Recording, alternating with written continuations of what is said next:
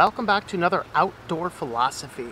So today we are going to be continuing in looking at Dumbing Down Our Kids, the oldest book on my to-read pile, I believe, by Charles Sykes. Links for the book will be in the description down below. And last couple, we've looked at, we've just kind of looked at some basic introduction to the book and things like that. So Dumbing Down Kids in America is what the first one. So this begins section 2, Dumbing Down Our Schools, which we're going to split probably into, my guess is we're going to split this into three videos. So I read 2.5 chapters. So and I wanted to do the break here because the first half of this section really talks a lot about feelings and what is the purpose of feelings. And then I'm reading Attack on Excellence now, which is chapter 6. I don't think we're going to dive into that quite yet. I think I want to reserve that discussion for the next time. But I want to talk a little bit about feelings this time. So they kind of start out with the scenes from the front looking at Einstein and this question of not what did Einstein accomplish or what made Einstein a good scientist or anything like that, but the students in the class had picture of Einstein the person and picture of Einstein the scientist. I'm not sure what the differentiation between these pictures were. And then the task is that they needed to explain what they thought about Einstein. Like not what they thought about Einstein, what they felt about Einstein. What does Einstein the scientist feel like? What does Einstein the person feel like? And so it was just kind of this introduction into this concept of feelings. And again, the first couple chapters really spend some time talking about feelings. And I mentioned this story before in the regarding the last class I taught, where the students handed me really bad work, and I told them if you do not straighten up, you will not pass the class. We're talking about a upper level organic chemistry class in the college level, and I couldn't get, I could barely get high school level work out of these students, let alone college level work.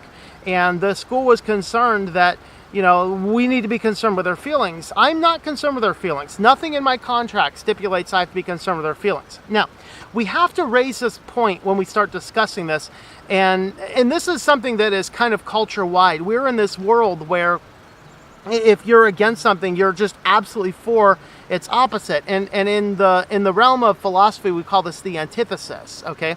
So the antithesis, just because I say feelings are not what's important in the classroom, does not mean that the antithesis of that is that the purpose of the classroom is to make everybody feel like dirt. That is not what we're arguing.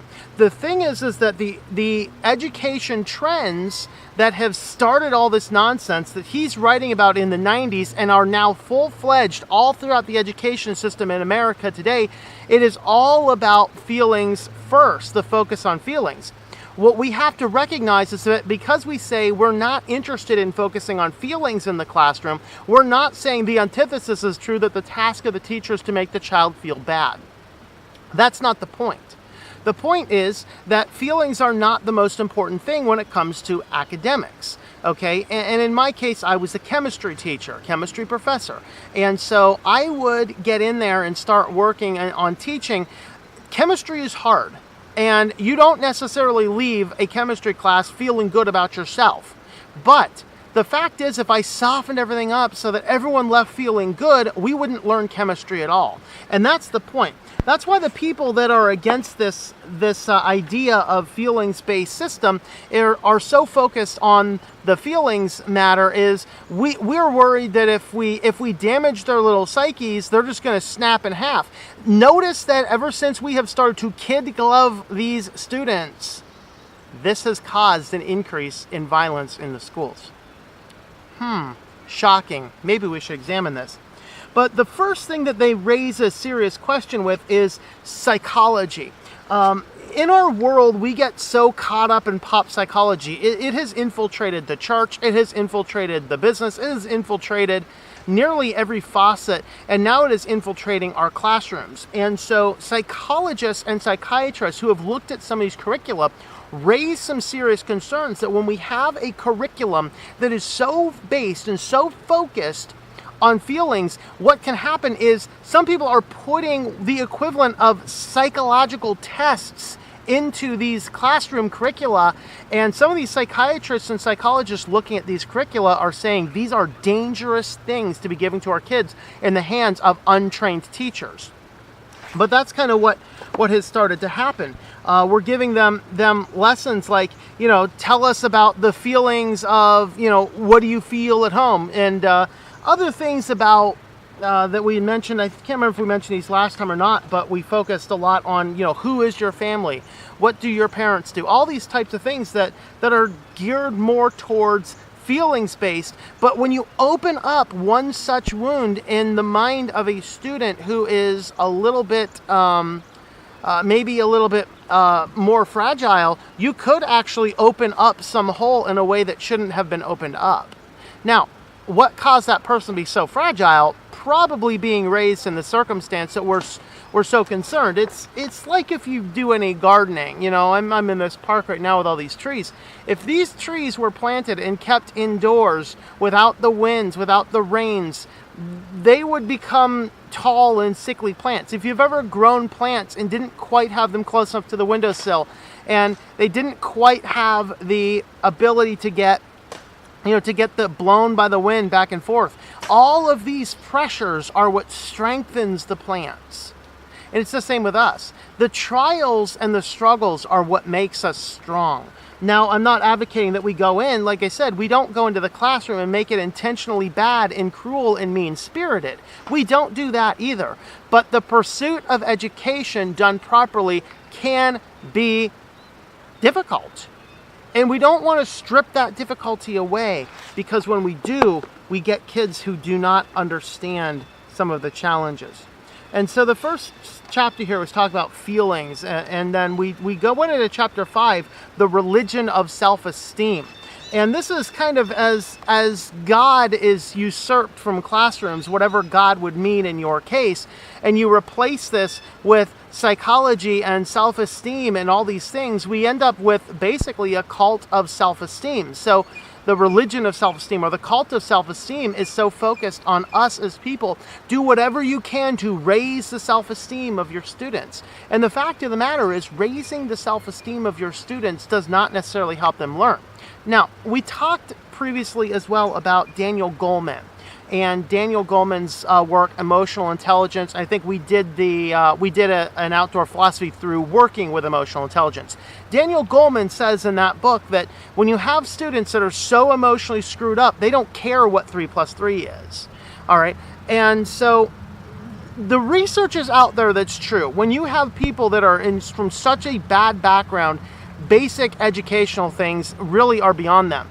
The problem is, let's go back to what we talked about at the beginning, the antithesis is not necessarily true. Just because people from a bad, messed up psychological background doesn't necessarily mean, wow, we need a new muffler. That is a truck, not a motorcycle. So the antithesis is not necessarily the case. In other words, just because you build up a kid's self-esteem, you build up their emotional profile, does not intrinsically mean they learn better. In fact, the studies that look at how intelligence or learning ability is linked to your psychological prowess, as it were, these studies, when they carefully parsed out what's going on, the pursuit of real education is what increased the self-esteem. Now, Goleman is talking about a lot different thing than these academics are that are trying to suggest that we need a cult of self-esteem. In other words, the cult of self-esteem says we start with building up the self-esteem of these kids, and then when they feel good about themselves, then they will be able to learn. Daniel Goleman is talking about life tragedies, circumstances, alcoholic parents, completely screwed up homes, and then the kids are so emotionally disabled, which, by the way, even in our culture, is only a small extreme. Not every family's perfect, but most families have it together enough to keep their kids in decent line, okay? Or to provide enough emotional structure to at least allow you to learn. Goleman's talked about that. But these educationalists who are suggesting this cult of self-esteem are saying we have to start by building up the self-esteem, and then when the self-esteem is built up, somehow the kids will magically learn. And that's not the case. We got to start with teaching them how to learn, teach them the facts, and then when they master the subjects, they become more confident in themselves. Okay, now I learned the same thing. As you start learning mastery over things, you become more confident in yourself. And that's really what we're talking about in this chapter on the religion of self-esteem. So that was kind of a neat discussion on what causes it, the correlation versus the causation. And ultimately, the students having a confidence is the best thing that they need. They need confidence, not self-esteem building. And the way they were building up self-esteem generally didn't help much anyway. So that is the next section here, and we're going to be getting into the next chapter is actually on academic excellence. We're going to be talking about that in the next section. So thanks for coming along on this outdoor philosophy. Have a look at the links in the description down below if you want to help support the channel. Thanks for coming along, and I hope that you enjoy your daily walk in our Lord.